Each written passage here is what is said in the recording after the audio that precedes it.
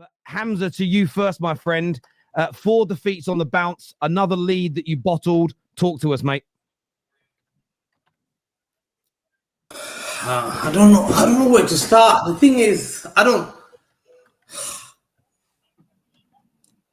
4 in a row. We're not used to that. We're not used to that. I swear to God. I don't know whether this happened or has it happened or I don't know. 4-1. 4-1. 4 losses. See, I don't even know what I'm saying. 4 losses is mad, bro. It's mad. Yeah? Because think about it. We're Manchester City. People don't know.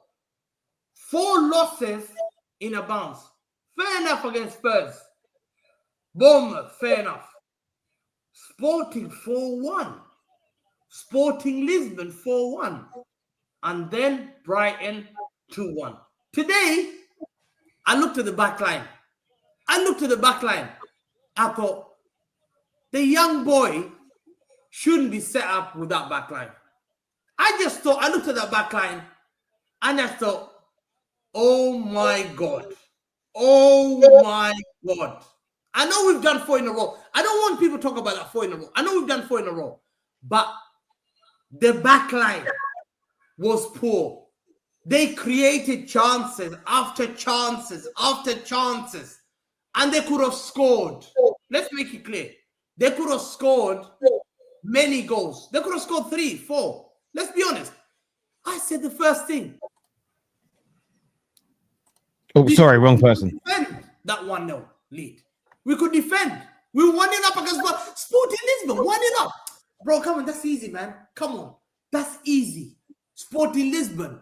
Yeah, I know. They're nothing. People are playing, Ruben Amorim this. I said, no. That guy's a donkey.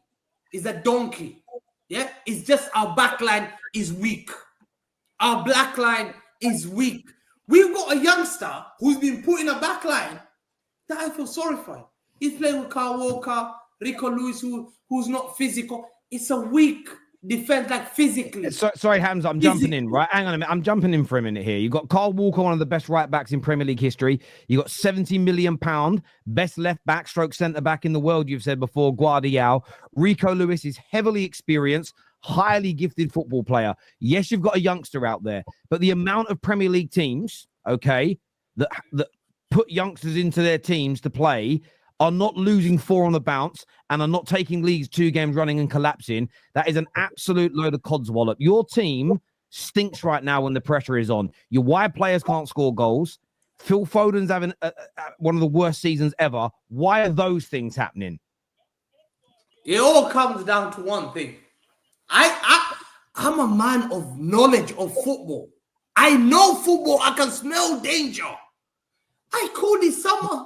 I was speaking to CE fans, and I said, yo, you won 4 in a row. Yeah. You want to win 5 in a row? Do you want to be part of that? No, HAMZA, let's see, we'll win here. I said, okay. Get a centre back, because let me tell you, John Stones and Nathan Ake never stay fit. Yeah? They get sick notes for 2-3 months. They go doctors get 3-month sick notes. No 1 week. No. Okay, again, HAMZA. Sorry. I'm asking you, HAMZA. Stop, HAMZA, stop. Please answer my questions. Talk about your attackers. Why are they all so bad? They protect. You could be able to win this game 1-0. You could be able to win this game 1-0. Why are you conceding goals? It's because there's confidence on the attackers. They're thinking, okay, I've scored goals, but these guys are going to concede goals. So the problem leads to that. Foden, you're right. He's just coming back from injury. Nunes didn't do well today. Savinho didn't play at the top, especially when R9 said he's the best youngster in the world. That's why R9 voted him. He should have raised that game. He should learn to kick on his right leg. He turned the guy. Every time you're turning, try and cut in and shoot. There's basic things. But the problem is there's a lot of factors. One thing, biggest factor, which you need intelligence to understand this, is fatigue. Fatigue. These players are fatigued. From used and abused by the football club and used and abused by the international countries. And I'm going to call out those players. Okay, John Stones, Greenish better not play for England. Foden better not play for England. I think he's waffling. Right, HAMZA, you're waffling. You're absolutely chatting nonsense. Mo, jump in here. What you saying, Mo? What you saying, Mo? Bro, listen. Number one, I'm just gonna say, still humble, eh? Stay humble, eh? That's number one thing we're gonna say to Erling Haaland. Seriously, today Manchester City, to be honest, had no solutions. The reality is, Erling Haaland scored the goal, and then the attackers completely disappeared. Guys, your forward line disappeared. You had half-time puffed. You know the definition of half-time puffed? You allow Brighton. Brighton could have been 4-1. Ederson save here, 1-on-1 for Mitoma, a chance before that. Pep Guardiola is not finding the solution again for Rodri. Kyle Walker, atrocious positioning today. Mitoma, every time that diagonal ball was played, Mitoma was free. Erling Haaland, not involved at all in the second half. Phil Foden, by the way, I'm going to say this again. Today, I was looking at him. Be special, bro, on the pitch. Lead the team. Kovacic was better. Even Savinho was trying better more than Phil Foden. Phil Foden is not trying something special. He's just passing the ball around, which is anyone can do. You could have played Bernardo Silva. You could have played anyone in that Foden position, and it would have been all right. That is the reality. That is the reality. Pep Guardiola is not finding solution. By the way, it's the first time ever a Pep Guardiola team has lost 4 in a row, ever. By the way, if you're not going to call this a crisis, this is the definition of a crisis. You tell me injuries or not injuries, I don't know. Diaz was on the bench. Ake was on the bench. Is it a manager's choice? Today, he tried to fix it by playing Rico Lewis in the middle, and then in the second half, he was under pressure. This game shows me that everyone now is brave against City. Everyone, by the way. Bournemouth game, Sporting game, the Spurs game, people are not bending over for Man City anymore. No, we're not going to rule them out. They can buy themselves out of this in the January transfer window because City have the money. But the reality is Manchester City fans need to wake up. You're not used to this. Why? Because football is not only about winning. This is the other side of the coin that every other team experience. Since you have Pep Guardiola, you have never had something like this. A crisis like this. He has never lost 4 in a row. This can continue. And by the way, you can gift the title to Liverpool. What's the solution then? If January comes and you're 10, 12 points behind Liverpool, you're not catching them. You're not going to catch Liverpool. What's the solution? The solution Terry, is can I just jump in here? Because HAMZA, the solution is very simple. Pep Guardiola, right, need to stop experimenting and play different players. Playing Foden today in the midfield didn't work. Play 3 midfielders. Your midfield is wide open without Rodri. He should have started 3 midfielders, not inverting Rico Lewis. 3 midfielders. Phil Foden is not, guys, we need to understand something. I said that. A last thing I'm going to say, and I'm going to let everybody. Everyone in the chat, a year ago, I said on the Football Terrace, the problem with Phil Foden is that when his team is not on the front, when his team is not on the front foot, he cannot play in the midfield. He cannot play in the midfield. It's a big thing. That's why the midfield was wide open, by the way. And it's not on him, it's on his manager. He's very good going forward, which he showed last season. It's on the manager. It's on your manager to stick into the same formation in the second half when you were completely under pressure. And at the end, you could have considered 4 goals. Yeah. Let me just jump to Sia, because Sia wants to watch the Liverpool game. So what are you here to say, Sia? Yeah. I just want to say what I came to say quickly because I need to watch my team because, you know, my team wins, unlike other teams. Here's the issue, right?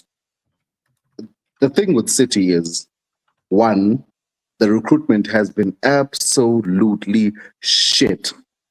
The recruitment by this team has been fucking dreadful for the past 2 or 3 summers.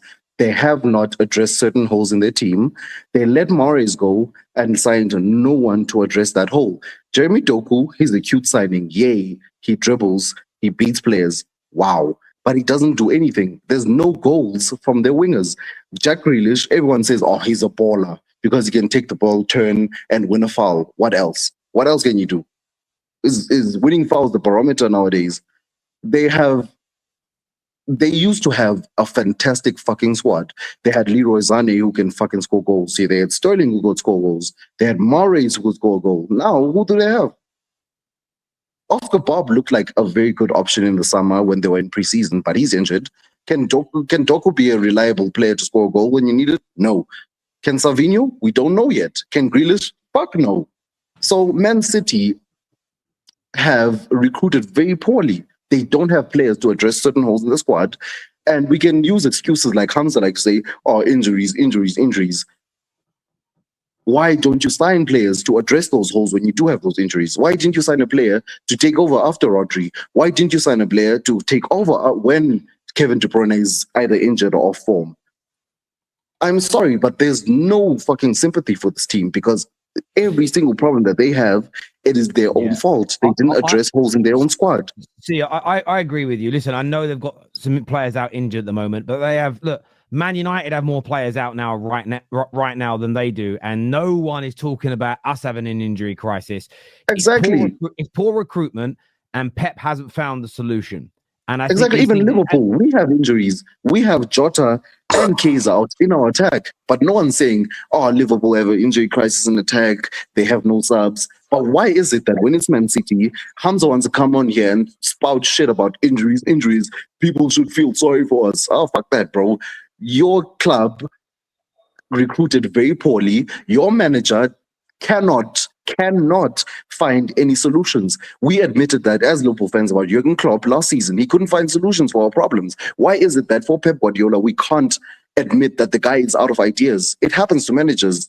Like, admit it, grow up, throw some balls, throw some balls, bro. Admit your manager can't find solutions. Grow up, stop waffling. Stop waffling. Stop waffling, HAMZA. Terry, no club in football, I believe. Excuse me. Whoa. Let me go watch my team win, which your team can't do right now. The top of football, yeah? Two centre-backs. Take the two centre-backs. Take Rudiger and their centre-back. Take their wingers. Take their players in midfield. They can't survive. But the problem is, it's happened to City. Injuries. Hang on a minute though. I understand that if teams lose some of their best players, it's hard for them. Are these teams losing 4 on the bounce? Has that happened? Yes. How many teams have we seen lose 4 on the bounce? I don't remember the last time I saw another top team lose 4 games on the bounce. When? I've got this, Terry. I've got one for you. The last time Man City lost 4 games in a row was 2006. It's 18 years. The point is, that's 18 years, right? That's before that's before you guys even got money. So losing 4 on the bounce is rare, bruv. It's rare, which is why the criticism is high.